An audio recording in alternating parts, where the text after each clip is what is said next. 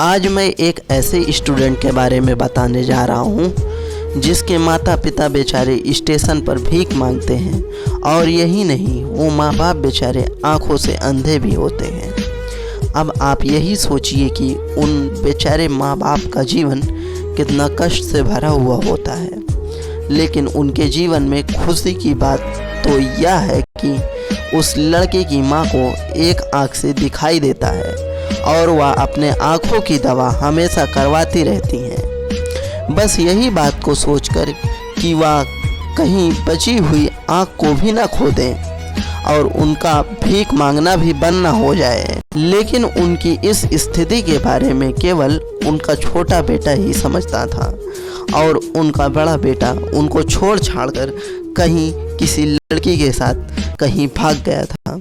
वह छोटा वाला इतना समझदार था कि वह अपने माँ बाप के लिए कुछ करना चाहता था। एक दिन ऐसा समय आ जाता है कि वह थोड़ा बड़ा, करीब 10-12 साल का हो जाता है और उसके आंखों में अपने माँ बाप के प्रति कुछ कर जाने का ख्वाब छलकता था। और इतनी उम्र होने पर उस भिखारी माँ बाप बेचारे अपने बेटे को एक दिन भीख मांगने के लिए ले जाते हैं। वह स्टेशन पर भीख मांगने के लिए जाता है, लेकिन उसे बहुत ही ज़्यादा शर्म आती है और उसे भीख मांगना ही पड़ता है। परंतु एक दिन उस लड़के के माँ बाप बेचारे बीमार हो जाते हैं, तो उस लड़के को अकेले भीख मांगने के लिए जाना पड़ता है और वह लड़का अकेले स्टेशन पर भीख मांगने लगता है। तभी उसके उम्र के कुछ फर्राडिया भिखारी उसे आकर पीटने लगते हैं और कहते हैं कि अबे तू यहाँ भीख नहीं मांगने का, नहीं तो तेरे को मारकर बोगी में फेंक देने का। वह लड़का बेचारा बहुत रोता है और अपने घर वापस लौट आता है। और कभी कभी वह लड़का सोते वक्त यही सोचता है कि मैं केवल भीख ही मांगूंगा कि और भी कुछ करूंगा। परंतु दूसरे दिन उसके माँ बाप बेचारे उसे एक दिन और अपने साथ भीख मांगने के लिए ले जाते हैं और वह भीख मांगने चला जाता है। परंतु वह भीख मांगना नहीं चाहता था। कुछ पल ऐसे ही कटता रहा और वह लड़का भीख मांगता रहा। लेकिन एक दिन ऐसा समय आता है, उस लड़के को भीख मांगते समय ट्रेन से उतरता एयर चीफ मार्शल से भेंट हो जाती है और वह एयर चीफ मार्शल उस लड़के को कहते हैं कि बेटा, ये छोटी सी उम्र तुम्हारे अपने पढ़ाई पर फोकस करने की है, ना कि भीख मांगने की है। तभी वह लड़का अपने माँ बाप के बारे में और अपने परेशानियों के बारे में बताता है।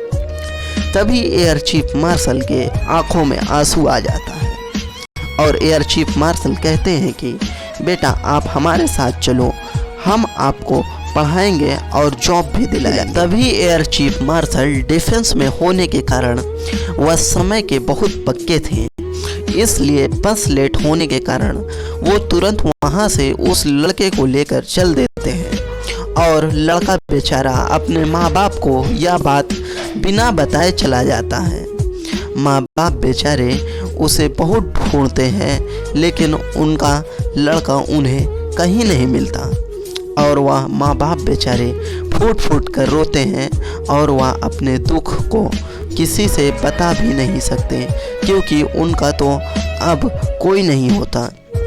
एक बेटा था, वो भी नहीं। माँ बाप बेचारों को जब जब अपने बच्चे की याद आती है तब तब वह बहुत रोते हैं। वह लड़की की एयर चीफ मार्शल ने एक अच्छी स्कूल में एडमिशन करा देते हैं और उसे एयर चीफ मार्शल ट्यूशन के रूप में कभी कभी पढ़ाया भी करते थे और लड़का थोड़ा बहुत पढ़ाई भी करता था और एयर चीफ मार्शल साहब का घर का काम भी करता था, जैसे गमले में पानी डालना और उनके बच्चे को खिलाना, थोड़ा बहुत झाड़ू पोछा करना और बाजार से सब्जी लेकर आना इत्यादि। वो लड़का छोटे मोटे काम करता था। उनके घर एक दिन एयर चीफ मार्शल साहब उनकी ईमानदारी चेक करने के लिए गार्डन में चाय पीते समय वे गमले के ठीक बगल में 500 फेंक देते हैं और लड़का गमले में पानी डालने आता है तो उसकी नज़र उस 500 की नोट पर पड़ती है और वह लड़का उस 500 की नोट को उठाकर साहब को दे देता है। तभी वह उस लड़के की ईमानदारी को देखकर उसे बहुत चाहने लगते हैं और वह लड़का इतना ज़्यादा प्यार मिलने के कारण वह भी उन्हें अपना माँ बाप मानने लगता है। धीरे धीरे 10-11 साल बीत चुके थे और उसके असली माँ बाप उसे भूल गए थे और धीरे धीरे वह भिखारी माँ बाप बेचारे बूढ़े होने लगते हैं। और एक दिन ऐसा समय आ जाता है जब एयर चीफ मार्शल साहब उस लड़के को कोटा से एनसी में नौकरी दिला देते हैं।